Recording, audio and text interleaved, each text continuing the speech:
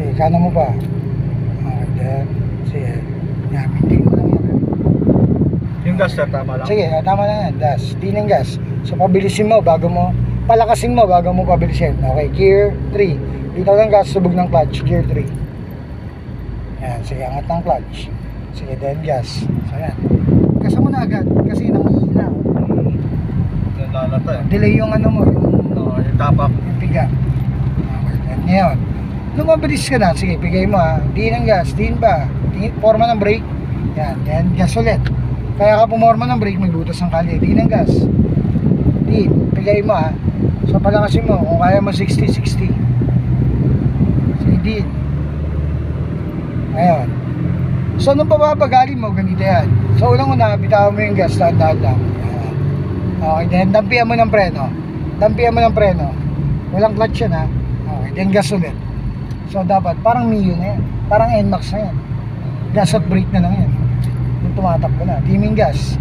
Okay. Eh may tumakbong bata, no?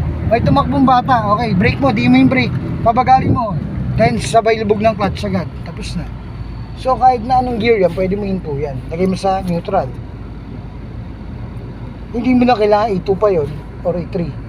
Diretso. Pero nung nagkabagalan lang, Ano po ba tayo galing kanina? nasa 3 yun, nasa nanginto 3. ka. Hindi na pwede. Sa kahit 4 yun, pwede mong into yun. Hindi ko na kailangan. Diretso na, may tumakbong bata. Hindi ko na kailangan pa Hindi tayo bumagal. Downshift. Hindi tayo bumagal. Walang naganap na bagalan. Preno. Biglaan. Biglaan preno. May tumakbong bata. Kaya hininto. Hindi na importante ang shift doon ng ano. Ang kailangan mo na doon, preno mo na. Unang isipin mo, hihinto na agad yung sasakyan. Oo. Stop na agad. Kasi Wala nang kaso kahit mamatayan ka pa ng makina no, basta importante, hindi mo na hindi mo na yung brake. Oh. Pero yun, para hindi mamatayan, yung ending, sabay lubog lang. Clutch. Kasi yan, full stop kailangan ng ano, clutch. Clutch. Lagi mo na isa sa isip yun. Technique yun no? Kanya-kanyang paraan yan. Pero kung ayaw mo ng ganun, bahala ka. Kung gusto mo, ito mo muna. Iwan mo muna. Daanan mo lahat bago mo hinto. Nasa sa'yo yun. Ano po daanan lahat bago mo hinto? Ano po? Di ba, 3? Oh, may pababa, di ba? Gamitin mo yung 2, gamitin mo yung 1. Pabilis mo yung kamay mo na gusto. Na may tumakbong bata. Pero Delay na yun. Delay na yun. Bago mo matapos yung pagbababas, Ginugulungan mo na eh. Andun na sa pangalawang gulong, nakaipit na yung bata. Ang ginawa mo pa yun. na perfect mo ngayon pag downshift. Yung bata perfect. Ginagawa yung gano'n, nung bigla nagkabagalan. Okay, bitawan mo yung gas sa gear 3. Okay, bawas ka ng konting gear 2. Nung nagkabagalan, doon lang ginagamit yun. Pero nung tumatakbo kayo na mabilis, nung tinawirang kayo, ito sir, habang nagpapaliwanag sir, okay lang nakababad ako sa clutch. Bitaw na. basta naka-neutral, pwede mo yung bitawan yan. So, laging ganun yun. Kapag alam mo dapat kung kailan ka bibitaw ng clutch. So, naka-neutral. Yung brake nga dapat, di mo bibitawan din eh. Kasi mas kaya pa may nakatingala ka, di umatras yan. So, ganun So, yan. yun yung lagi ko tatandaan. Then gear 1. Kasi minsan di mo namamalayan, lalo pagkagabi. Kaalisin ko yung kumpiyansa na hindi porket nasa patag ka, kala mo patag na ano. Oo, walang ganun, no? Walang ano rito. Kasi mga bata, mga atras.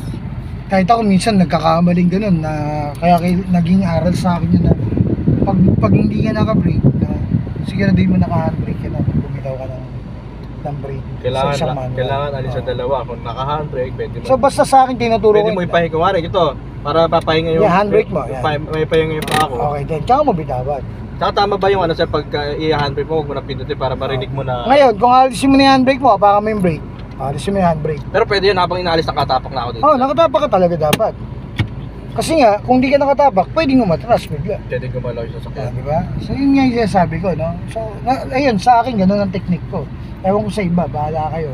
Kung susundin nyo ako, sundin nyo. Kung hindi, no? Basta pattern nyo lang ako kumbaga, para makagalaw kayo. So yung mga napapanood nyo rito, magbabago pa yun pag kayo na mismo. Kasi unang-una, yung decision, magkakaiba tayo.